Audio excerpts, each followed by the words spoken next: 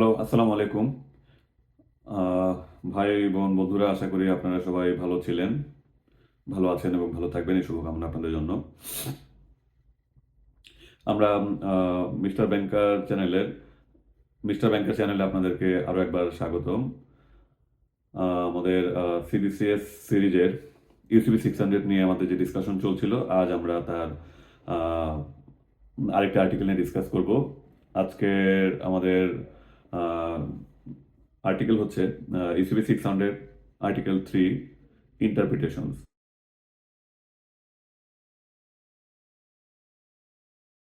আপনাদের জন্য আহ, একটা কুইজ দিয়ে আমি শুরু করি।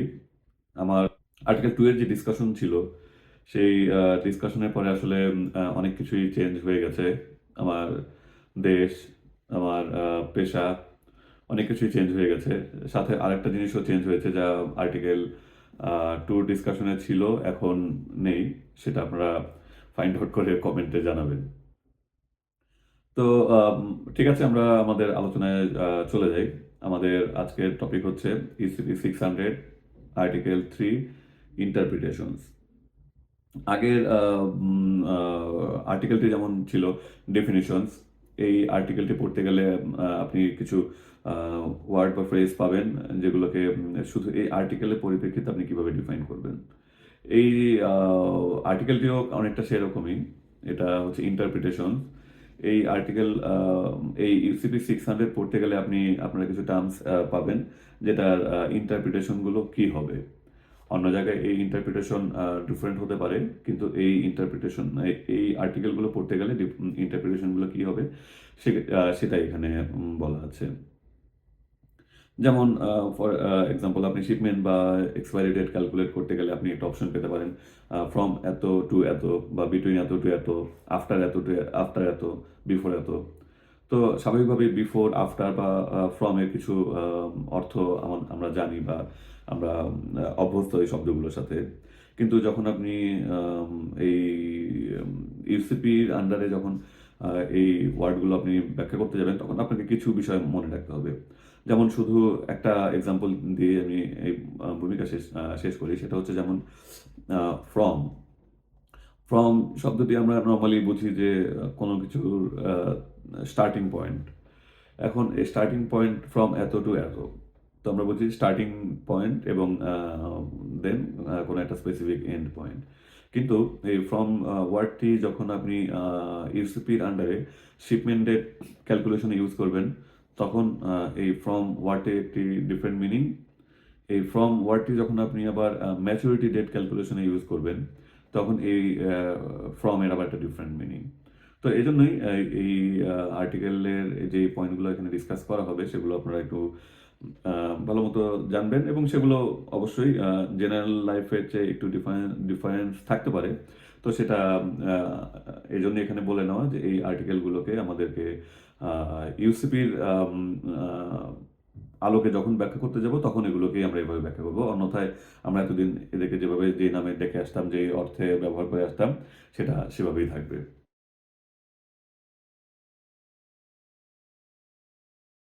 প্রথমেই একটি ডিসক্লেমার আছে, আগের ক্লজেও আর্টিকেলও যেমন ছিল, for the purpose of those rules. এটা অবশ্য বাই দিস টাইম আপনারা জানেন বা বুঝে ফেলেছেন। এই ইন্টারপ্রিটেশনগুলোকে এখানে 12টার মতো প্যারা আছে, 12 ধরনের আলাদা আলাদা টপিক নিয়ে আলোচনা করা আছে। খুব মেজর কিছু না, আবার লেস ইম্পর্টেন্টও বলার সুযোগ নেই, কারণ ইউসিবির প্রতিটা আর্টিকেল ইম্পর্টেন্ট। তো সেই আলোকে এই 12টা আর্টিকেল আছে, সেই 12টা আর্টিকেলকে আপনারা কিভাবে ইন্টারপ্রেট করবেন ইউসিবির আন্ডারে, সেগুলো এখানে বলা আছে। এজন্য প্রথমেই আবারও সেই disclaimer, for the purpose of those rules. এই রুলগুলোর পারপাসে অন্য জায়গায় আবার মেলানোর চেষ্টা করবেন না। অন্য জায়গায় আগের মতো যা ব্যবহার করে আসছিলেন এতদিন, সেভাবেই ব্যবহার করবেন। প্রথম প্যারাটি হচ্ছে where applicable, words in singular include the plural and the plural include the singular. এখানেও আবার কিন্তু আরেকটা ডিসক্লেমার, হোয়ার অ্যাপ্লিকেবল, এই কথাটা আপনাকে মনে রাখতে হবে। মূল কথা হচ্ছে যে ইউসিপিতে জেনারেলি খুব বেশি অর্থের তফাৎ বা তাৎপর্যপূর্ণ না হলে সিঙ্গুলার এবং প্লুরালকে ডিস্টিংগুইশ করা যাবে না। সিঙ্গুলার এবং প্লুরালকে সেমই ধরতে হবে।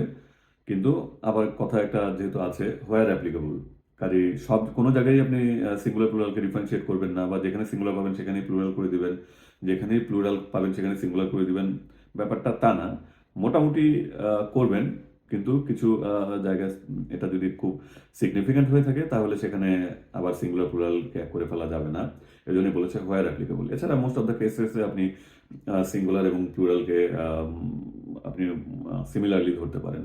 ফর এক্সাম্পল, আপনি যদি কোথাও গুডস ডেসক্রিপশন পড়তে যান, আপনার হয়তো 50 কোয়ান্টিটিজ অফ কার্স আপনি ইম্পোর্ট করতে চান।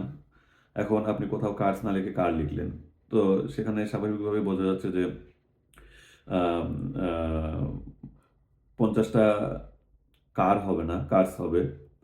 আবার ধরেন যে একটা কার্স হবে না, একটা কার হবে। তো এই জায়গাগুলোতে আপনি সিঙ্গুলার এবং প্লুরালকে ডিস্টিংগুইশ করতে পারেন। এটা এখানে বলা হয়েছে।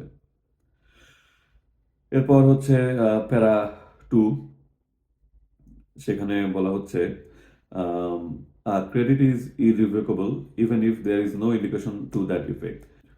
বলা থাকুক আর না থাকুক, ইউসিপির আন্ডারে যখন আপনি এলসি করবেন, লেটার অফ ক্রেডিট করবেন, সেটা বাই ডিফল্ট ইরিভোকেবল।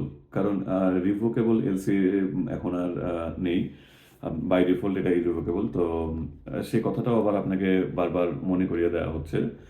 আপনাকে আগেও একবার মনে করে দেওয়া হয়েছিল আর্টিকেল 2-তে ডেফিনেশনসে, যেখানে ক্রেডিটের ডেফিনেশনেও বলা ছিল credit means any arrangement however named or described that is ইরিভোকেবল।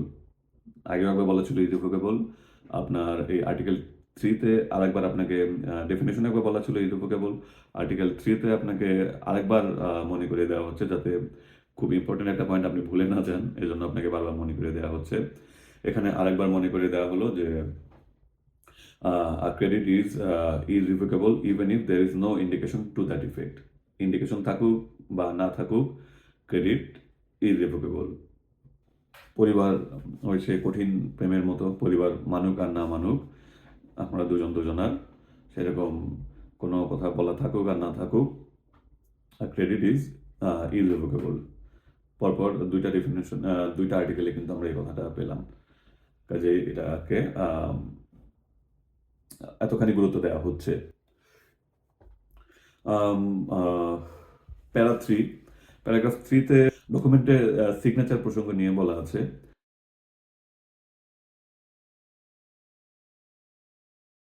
আমরা অনেক ডকুমেন্টে আমরা সাইন্ড ডকুমেন্ট চাই। সেই সাইন্ড ডকুমেন্টের সাইন বলতে আসলে কি ধরনের সাইনকে বোঝানো হবে তার বিভিন্ন রকম ভ্যারিয়েশনের কথা এখানে ইনক্লুড করা আছে। মানে এটাকে অ্যাকোমোডেট করা আছে যে যত রকমের ব্যাপারটাকে সিম্পলিফাই করা যায়। কারণ সাইন বলতে সাধারণত আমাদের মাথায় আসে যে আমরা হাতে কলমে সাইন দেব, কিন্তু এছাড়া এর বাইরেও বিভিন্ন রকমের সাইন অ্যাকসেপ্টেবল, সেটা ইউসিপিতে অ্যাকোমোডেট করা হয়েছে এবং কোনো কনফিউশন দূর করার চেষ্টা করা হয়েছে। যেমন বলা হয়েছে যে document may be signed by handwriting, মানে আমরা হাতে লেখা সাইন বলতে যা বোঝাই, বাই ফ্যাক্সিমেল সিগনেচার।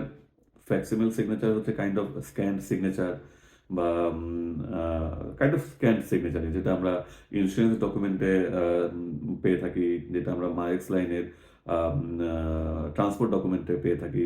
মানে ফ্যাক্সিমেল সিগনেচার বলতে আসলে ওই আমরা স্ক্যান সিগনেচার, আমরা অনেক সময় সিগনেচার স্ক্যান করে সেটাকে আমাদের বিভিন্ন ডকুমেন্টে বসিয়ে থাকি। কাইন্ড অফ সে ধরনেরই একটা সিগনেচার হচ্ছে স্ক্যান সাইন। তারপর আছে পারফোরেটেড সিগনেচার। পারফোরেটেড সিগনেচার তো বুঝেছেন, কাগজে ওই ফুটা ফুটা করে যেই সিগনেচারটা দেওয়া হয় সেটা হচ্ছে সাইন। আপনি কোনো ডকুমেন্টে পেতে পারেন যে এরকম পারফোরেট করে সিগনেচার দেওয়া হয়েছে, সেটাও আপনাকে সাইন হিসাবে ধরে নিতে হবে এবং অ্যাকসেপ্টেবল হবে। এছাড়াও আছে আপনার বিভিন্ন রকম স্টাম্প, সিম্বল। অনেক সময় আমরা দেখতে পারেন চাকরিতে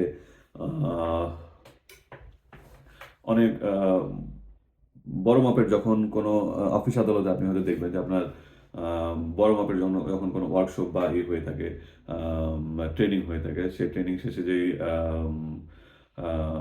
পার্টিসিপেশন যদি বেশি থাকে, তাহলে ট্রেনিং শেষে যে কোর্স ওয়ার্কশপ কমপ্লিশন সার্টিফিকেট বা কোর্স কমপ্লিশন যে সার্টিফিকেটটা দেওয়া হয়, অনেক সময় দেখা যায় যে এমডি স্যার বা অন্য কারোদের সিগনেচার সহ দেওয়া হয়। অনেক সময় থাকে বা প্রমোশন বা এ ধরনের ইস্যুগুলোতে যখন অনেক বেশি বা প্রাথমিক নিয়োগ যে এমটিও বা অনেক ব্যাচের নিয়োগ এরকম কখনো কখনো পাওয়া যায় আর কি, বা এফডি থেকে আপনাকে যেই আহ, বছরে ট্যাক্সের যেই সার্টিফিকেট দিয়ে থাকে, তো যখন অনেক গুলো সার্টিফিকেট দিতে হয় অর্গানাইজেশন ওয়াইজ, দেখা যায় যে বড় অর্গানাইজেশন 2-4 হাজার সার্টিফিকেটও দিতে হয়, তো তখন দেখা যায় যে অনেক সময় আপনারা পেয়ে থাকবেন আম, আহ, যে সেখানে স্ট্যাম্প সাইন, মানে স্যারদের সাইনের মতো করেই স্ট্যাম্প বানানো থাকে, যে স্ট্যাম্প দিয়ে একটা সাইন দিয়ে দেওয়া হয়। তো সেটাই মূলত স্ট্যাম্প সাইন, সেটাকেও সাইন হিসাবেই ধরে নেওয়া হবে, আমরা তাই ধরে নিই। বিভিন্ন জায়গায় সেই ডকুমেন্ট সাবমিশনের প্রয়োজন হলো সেটা দিয়ে কাজ চালাই, কাজে ওটা থেকে আমরা বুঝতে পারি যে স্ট্যাম্প সাইনও অ্যাকসেপ্টেবল। এছাড়া আছে সিম্বল। অনেক সময় দেখা যায় যে ঠিক সাইন বলতে যেমন একটু পেঁচানো লেখা টেখা থাকবে, সেটাকে আমরা বলি যে সাইন।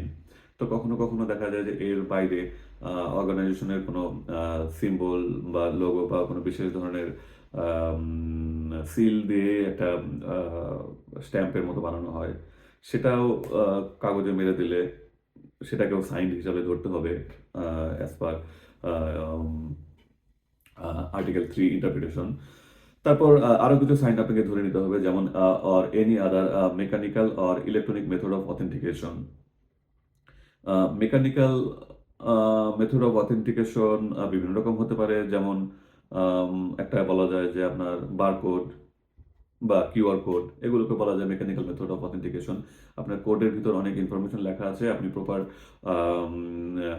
মেশিন বা ডিভাইস দিয়ে আপনি সেটাকে স্ক্যান করলে আপনি পেয়ে যাচ্ছেন যে ওখানে ইনস্ক্রাইব যে ইনফরমেশনগুলো সেগুলো আপনি পেয়ে যাচ্ছেন, কাজে আপনি এর অথেন্টিসিটি ভেরিফাই করতে পারছেন। তো এটাকেও আপনার ধরে নিতে হবে যে ডকুমেন্ট ইজ সাইন্ড। এরপর আছে any other electronic method of authentication. অনেক সময় আমরা প্রায় পাই যে ডকুমেন্টের নিচে লেখা থাকে this is an computer generated document and no signature is needed. ইউসিপির পরিভাষায় ফার্দার কোনো রেফারেন্স না থাকলে শুধু এই কথাটাকে সাইন হিসাবে ধরা যাবে না, আপনার ভেরিফিকেশনের কোনো একটা ওয়ে থাকলে সেটাকে অবশ্যই ধরা যাবে। যেমন অনেক সময় বলা থাকে যে this document is computer generated and no signature is required. However, the authenticity can be verified by going to the following link, এবং এখানে সেখানে আপনার একটা ইউআরএল বা লিঙ্ক দেওয়া আছে, যেখানে আপনি ক্লিক করে সেটার অথেন্টিসিটি যাচাই করতে পারেন। তো সেটাকেও আপনি সাইন হিসাবে ধরে নেবেন। তো কাজেই সাইনের কিন্তু আসলে আমরা দেখতে পাচ্ছি অনেক রকমেরই রকম ফের আছে। যেমন কি কি বলবো আরেকবার আপনাদেরকে বলছি, hand writing, facsimile signature, perforated signature, stamp, symbol, any other mechanical or electronical method of authentication. মানে কাজে এ ধরনের বিভিন্ন ওয়েতে সাইন করলে সেটাকে আপনাকে ইউসিসি পরিভাষায় ধরে নিতে হবে যে ডকুমেন্ট ইজ সাইন্ড। আমরা পরের আর্টিকেল প্যারাগ্রাফে চলে যাচ্ছি, paragraph 4। A requirement for a document to be legalized, vised, certified or similar will be satisfied by any signature.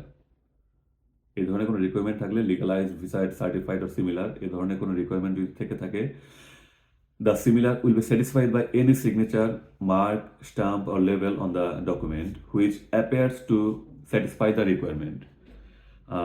এই ধরনের কোনো রিকোয়ারমেন্ট থাকলে আপনার অ্যাপারেন্টলি আপনার রিকোয়ারমেন্টকে স্যাটিসফাই করলে সেটাকে অ্যাকসেপ্টেড ধরে নিতে হবে। বলা আছে যে document must be legalised by Dhaka chamber or something. তো সেখানে জাস্ট ঢাকা চেম্বারের একটা সাইন থাকলে দ্যাটস এনাফ যে এটা ঢাকা চেম্বার লিগালাইজ করে দিয়েছে বা সার্টিফাই করে দিয়েছে। তো এই আর কি, মানে এখানে এই ইন্টারপ্রিটেশনে সবগুলো বলার চেষ্টা করা হয়েছে যে আপনি আপনার প্রসেসকে আপনি যতটা সিম্পল রাখবেন। খুব স্পেসিফিক্যালি যদি আপনি জটিল না করে ফেলেন, তাহলে জেনারেল কথাবার্তা দিয়ে ইউসিবি আসলে আপনাকে করছে যে আপনি সিম্পলিফাই করার চেষ্টা করছে যে ডকুমেন্টটা আপনি যেভাবে সিম্পল রাখতে পারেন। তো জেনারেলি যদি আপনি লিগালাইজ বা সার্টিফাইড করতে বলেন, apparently any signature will satisfy the purpose. এরপর আমরা চলে যাচ্ছি প্যারাগ্রাফ 5-এ। Branches of a bank in different countries are considered to be separate banks. বিভিন্ন বড় বড় ব্যাংকগুলোর জন্য হয়তো মেইনলি প্রযোজ্য, যাদের গ্লোবাল অপারেশন আছে এবং সেই অপারেশনে আপনাকে বিভিন্ন কান্ট্রির যে ব্রাঞ্চগুলো সেগুলোকে আপনাকে ধরে নিতে হবে যে সেপারেট ব্যাংক হিসেবে, সেপারেট ব্যাংক হিসেবে ধরে নিতে হবে। অ্যাকচুয়ালি আসলে আমরা এলসি অপারেশন পারপাসে আমরা ফাংশন অনুযায়ী প্রতিটা ব্রাঞ্চকে, এমনকি প্রতিটা ডেস্ককেও আমরা ডিফারেন্ট ব্যাংক হিসাবে অনেক সময় ধরে থাকি। যেমন একই ব্রাঞ্চের যদি আমাদের দুইটা পার্টি হয়, যে আমরা এলসি ইস্যু করছি এক ডেস্ক থেকে, একই ব্রাঞ্চে বেনিফিশিয়ারিও একই ব্রাঞ্চের, তাহলে দেখা যাবে যে একই ব্যাংকের একই ব্রাঞ্চে হয়তো দুইটা রোল প্লে করতে পারে। ইস্যুইং ব্যাংক, আবার অন্য দিক দিয়ে নেগোশিয়েটিং ব্যাংকও হতে পারে। তবে এখানে আরেকটু ব্রডার সেন্সে হয়তো আইসিসি বলার চেষ্টা করছে যে বিভিন্ন দেশের ব্রাঞ্চকে ডিফারেন্ট ব্রাঞ্চ হিসাবে আপনি ট্রিট করবেন। যেমন বলা হচ্ছে, আপনি যদি এখানে একটা কনফার্মেশনের ইস্যু আসে, আপনার ধরেন যে ঢাকা এসসিবি ঢাকা যদি কোনো একটা কনফার্মেশনের ইস্যু আসে, এসসিবি ঢাকার কোনো ব্রাঞ্চ এসসিবি চিটাগাং কোনো ব্রাঞ্চের এলসির কনফার্মেশন দিতে পারবে না। তবে এসসিবি সিঙ্গাপুর বা দুবাইয়ের কোনো ব্রাঞ্চ হয়তো এসসিবি ঢাকা ব্রাঞ্চের ইস্যু করা এলসির উপর কনফার্মেশন দিতে পারবে। তো সেখানে এভাবে কিন্তু দেখতে পাচ্ছেন যে আপনি দুটি দেশের একই ব্যাংকের দুটি দেশের ব্রাঞ্চ ডিফারেন্ট ব্যাংক হিসাবে ট্রিট হচ্ছে। তারপর আমরা চলে যাচ্ছি প্যারাগ্রাফ 6-এ। আমরা প্যারাগ্রাফ 4-এ যেমন পড়লাম, legalise certified visaed will be satisfied by any signature. আমাদের এই প্যারাগ্রাফ 6টিও হচ্ছে কাইন্ড অফ সেম। এখানে বলা হয়েছে terms such as first class, well known, qualified, independent, official, competent or local used to describe the issuer of a document, allow any issuer except the beneficiary that issue that document.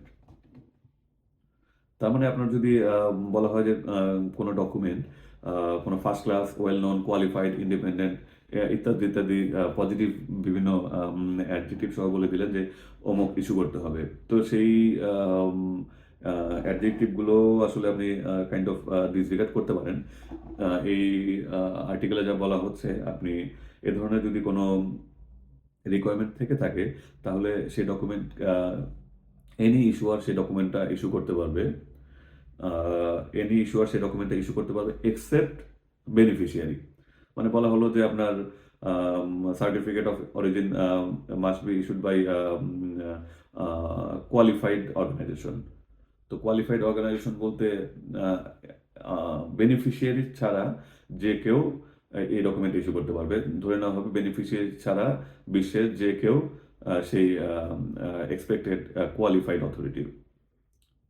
যে ক্লাসের কথা বলছিলাম, ক্লাসে মজা করে যেটা বলছিল যে inspection certificate must be issued by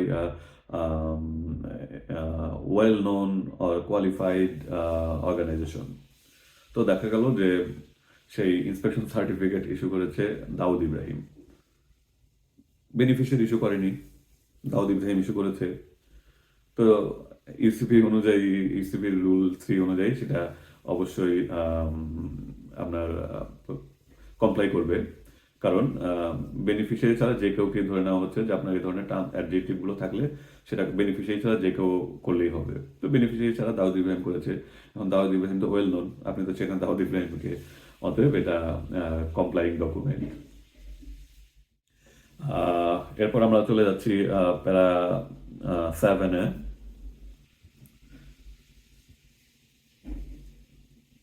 প্যারা 7 হচ্ছে unless required to be used in a document, words such as prompt, immediately, or as soon as possible will be disregarded. এটাও কিন্তু সেই প্যারা আমাদের 3, 6 বা ওগুলোর মতোই সিম্পলিফিকেশনের চেষ্টা করা হয়েছে বিভিন্নভাবে।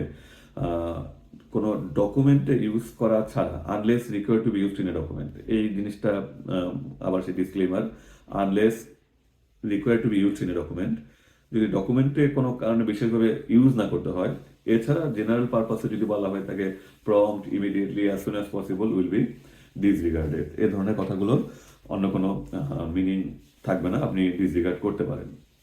কিন্তু যদি ডকুমেন্টে স্পেসিফিক্যালি উল্লেখ থাকতে হয় তখন এই কথাগুলোর মিনিং থাকতে হবে। যেমন অনেক সময় আমরা ডকুমেন্ট চেয়ে থাকি যে non-negotiable document to be sent to the beneficiary immediately after the shipment, and a certificate regarding this must be accompanied with the document. এখন আপনাকে দুইটা কথা বলা হয়েছে। প্রথম কথা হচ্ছে আপনি যে মানে কপি ডকুমেন্টগুলো যে আপনি অ্যাপ্লিক্যান্টকে সেন্ড করবেন, সেটা করবেন শিপমেন্টের পরপরই, ইমিডিয়েটলি আফটার শিপমেন্ট। তো এখানে ইমিডিয়েটলি আফটার শিপমেন্ট, এই ইমিডিয়েটলির আসলে কোনো মিনিং নেই, এটা আপনি ডিসরিগার্ড করতে পারেন। যে শিপমেন্টের ইমিডিয়েটলি বলতে আসলে কয়দিন, শিপমেন্টের ওই একই দিনে করবেন, শিপমেন্টের 7 দিন পরে করবেন, না শিপমেন্টের পরের দিন করবেন, শিপমেন্টের 5 দিন পরে করবেন, এই ধরনের কোনো ইন্ডিকেশন নাই এবং স্পেসিফিকেশন নাই, এবং আপনি এটাকে ডিসরিগার্ড করবেন, কারণ ডিসরিগার্ড করবেন। তবে বলা হয়েছে unless required to be used in a document. আপনার ক্লজটা ছিল আপনি শিপমেন্টের পরপরই ইমিডিয়েটলি আপনি ডকুমেন্টগুলো কুরিয়ার করবেন, এবং এই যে ইমিডিয়েটলি আপনি কুরিয়ার করেছেন, certificate regarding this must accompany with the original document. তো ব্যাংকে যে ডকুমেন্টটা দিবেন সেখানে আবার একটা সার্টিফিকেট থাকতে হবে, যে সার্টিফিকেটটা থাকতে হবে আপনি শিপমেন্টের পরপরই ইমিডিয়েটলি আপনি ডকুমেন্টগুলো কুরিয়ার করেছেন। তো আপনি যে সার্টিফিকেটটা এই পারপাসে দিবেন সেখানে কিন্তু ইমিডিয়েটলি কথাটা আবার ইম্পর্টেন্স আছে। তো এই হচ্ছে ব্যাপারটা। যদি কোনো ডকুমেন্টে উল্লেখ করতে হয় স্পেসিফিক্যালি, সেটা ডিসরিগার্ড করবেন না, সেটা কমপ্লাই করবেন। কিন্তু যদি কোথাও মেনশন করতে না হয়, এমনি জেনারেলি বলা থাকে যেটা সাথে সাথে করতে হবে, এক্ষুনি করতে হবে, এইমাত্র করতে হবে, সেই কথাগুলোকে আপনি ইউসিপি পারপাসে আপনি ডিসরিগার্ড করবেন। এরপর আমরা চলে যাচ্ছি প্যারা 8-এ। এখানে ছোটখাটো একটা ক্লাস 1-2 যোগ বিয়োগ আছে। সেটা হচ্ছে the expression on or about or similar will be interpreted as a stipulation that an event is to occur during a period of 5 calendar days before until 5 calendar days after the specified date, both start and end dates included. মানে আপনার যদি কোনো কাজের কথা বলা হয়ে থাকে যে অন অর অ্যাবাউট দিয়ে একটি স্পেসিফিক ডেট দেওয়া আছে, যে এই ডেটের অন আর অ্যাবাউট আপনি সেই কাজটি করবেন, শিপমেন্ট হতে পারে, কুরিয়ার হতে পারে, যে কোনো কিছুই হতে পারে। আপনাকে যদি বলা হয় যে এই কাজটি আপনি অমুক ডেটের on or about, for example on or about আপনি 15th জানুয়ারিতে এই কাজটা করবেন, তো সেখানে অন অর অ্যাবাউটের অর্থ বলা হচ্ছে 5 calendar days before the specified date, then specified date, and 5 calendar days after the specified date। তার মানে টোটাল হচ্ছে আপনার আসলে, এবং both start and end date included, তার মানে আপনি টোটাল হচ্ছে প্রায় 11 দিন। 5 calendar days before plus the specific date plus 5 calendar days after। তার মানে আপনি যদি 15ই জানুয়ারি on or about 15th of January বলেন, তাহলে আপনার ডেট শুরু হচ্ছে আসলে 10th জানুয়ারি থেকে, 10, 11, 12, 13, 14 plus the specific date 15th January and 5 calendar days after 16, 17, 18, 19, 20।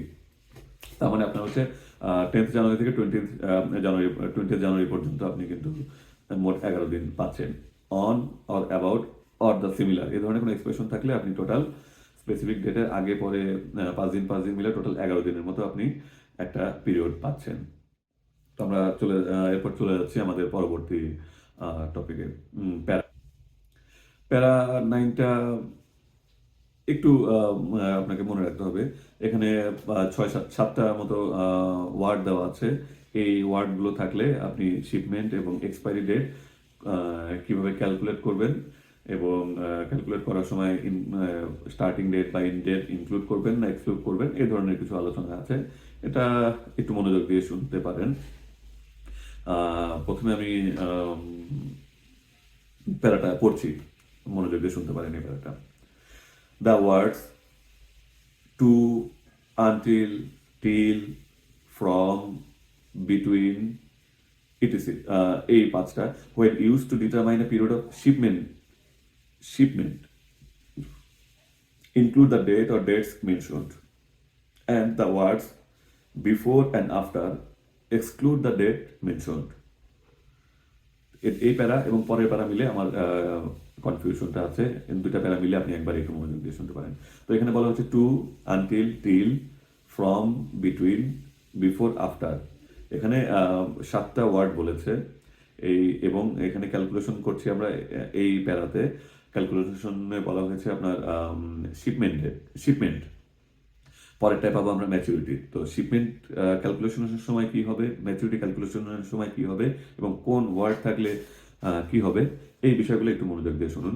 7টা ওয়ার্ডের মধ্যে আপনার বিফোর আর আফটার, সেটা শিপমেন্ট ক্যালকুলেশনেই হোক আর ম্যাচুরিটি ক্যালকুলেশনেই হোক, বিফোর আর আফটার থাকলে always the dates should be excluded.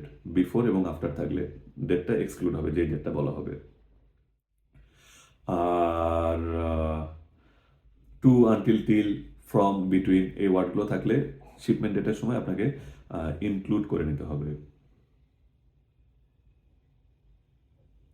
Before after থাকলে এক্সক্লুড, আর বিফোর আফটার থাকা ছাড়া অন্যগুলো শিপমেন্টেড ক্যালকুলেশনের সময় ইনক্লুড।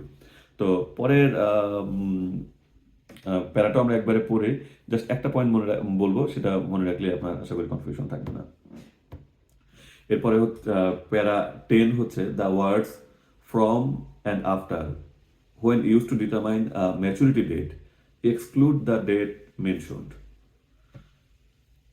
তো আমরা আগেরটায় শুনলাম শিপমেন্টের সময় বিফোর আর আফটার থাকলে হচ্ছে সেটাটা এক্সক্লুড করব। ম্যাচুরিটির সময় আমরা দেখছি ফ্রম এবং আফটার থাকলে এক্সক্লুড করব। তো তার মানে আফটার অলওয়েজ এক্সক্লুডই থাকলো, বিফোর অলওয়েজ এক্সক্লুডই থাকলো, কিন্তু ফ্রমটা আপনাকে একটু কনফিউজ করে দিল, কারণ ম্যাচুরিটি ডেট ক্যালকুলেশনের সময় ফ্রম হচ্ছে এক্সক্লুড আর শিপমেন্ট পিরিয়ডের সময় ক্যালকুলেশনের সময় ফ্রম হচ্ছে ডেটটা ইনক্লুড করবে। তো জাস্ট এই দুটো পয়েন্ট হচ্ছে একটাই ফ্রম, এটা মনে রাখেন, তাহলে বাকিগুলো হয়ে যাবে। 2 পয়েন্ট মিলে আমি আরেকবার রিক্যাপ করছি। বিফোর আফটার থাকলে আপনি শিপমেন্ট ডেট ক্যালকুলেট করেন, ম্যাচুরিটি ডেট ক্যালকুলেট করেন, always the date mention should be excluded before আর আফটার। ফ্রম দুটো ওয়ার্ড। ফ্রম যদি আপনি শিপমেন্ট ডেট ক্যালকুলেশনে ইউজ করেন ফ্রম শব্দটি, তাহলে ডেট সে ইনক্লুড করবে। শিপমেন্ট ফ্রম এত টু এত, তার মানে আপনি যেই ডেটগুলো বললেন সেই ডেটগুলোকে সে ইনক্লুড করে নেবে। কিন্তু আপনি যদি ম্যাচুরিটি ডেটের সময় ফ্রম ইউজ করেন, সেটা আবার করে নেবে এক্সক্লুড। ফর্মটা শুধু আবার বলছি, ফর্মটা শিপমেন্টেড ক্যালকুলেশনের সময় ইনক্লুড করবে ডেট স্পেসিফাইড, ম্যাচুরিটি ডেট ক্যালকুলেশনের সময় ডেটগুলোকে এক্সক্লুড করবে ফ্রম। এছাড়া বাকিগুলো হচ্ছে আপনার ডেট ইনক্লুড করবে। আরেকবার আমি বলি, before after exclude the dates, from if it's used in the time of shipment period calculation, the dates should be included. If it's used in the time of maturity date calculation, the dates should be excluded. এছাড়া বাকি যেই 7টার মধ্যে বাকি যে 4টা থাকলো সবই হচ্ছে ডেট ইনক্লুডেড থাকবে। ওকে, আমরা পরের প্যারায় চলে যাচ্ছি। প্যারা 11। এখানে ওই যে ছোট ছোট বাচ্চাদের কিছু একটা দুইটা অঙ্ক দিয়ে শেষ হচ্ছে বাচ্চাদের গণিত দিয়ে। তা হচ্ছে the terms first half and second half of a month shall be construed respectively as the first to 15th and 16th to the last day of the month, all dates inclusive. আপনাকে যদি বলা হয় first half of the month, আপনাকে ধরে নিতে হবে 1 তারিখ থেকে 15 তারিখ পর্যন্ত, এবং বলা আছে অল ডেটস ইনক্লুসিভ। তার মানে ফার্স্ট হাফ হচ্ছে 1 তারিখ থেকে 15 তারিখ, অল ডেটস ইনক্লুসিভ মানে 1 তারিখ থেকে 15 তারিখ পর্যন্ত।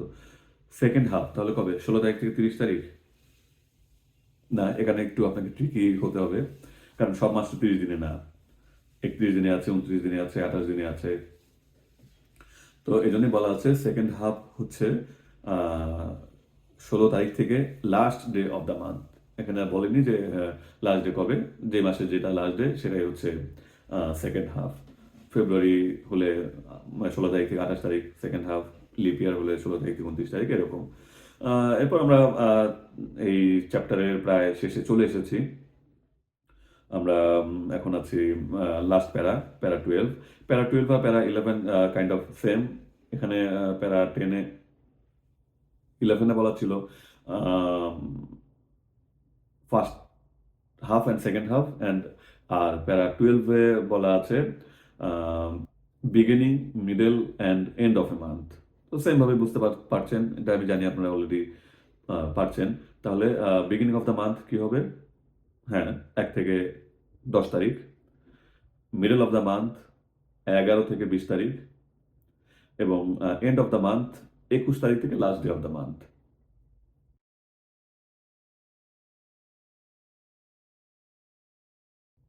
তো এই হচ্ছে আমাদের আজকে আলোচনা ছিল। আসলে আলোচনা খুব বিশেষ কিছু না।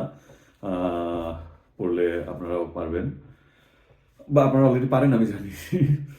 তো তারপরেও আমার ইচ্ছা যে আমি শেষ করব কন্টিনিউয়াসলি, স্টেপ বাই স্টেপ। যদি অনেক সময় লেগে যাচ্ছে, এক একটা থেকে আরেকটা করতে অনেক সময় লেগে যাচ্ছে, তো তারপরেও শেষ করব আশা করি। আপনারা দোয়া রাখবেন, সাথে থাকবেন। সেই পর্যন্ত আল্লাহ হাফেজ। পরবর্তীতে অন্য কোনো ভিডিও নিয়ে আবার দেখা হবে। Bye bye.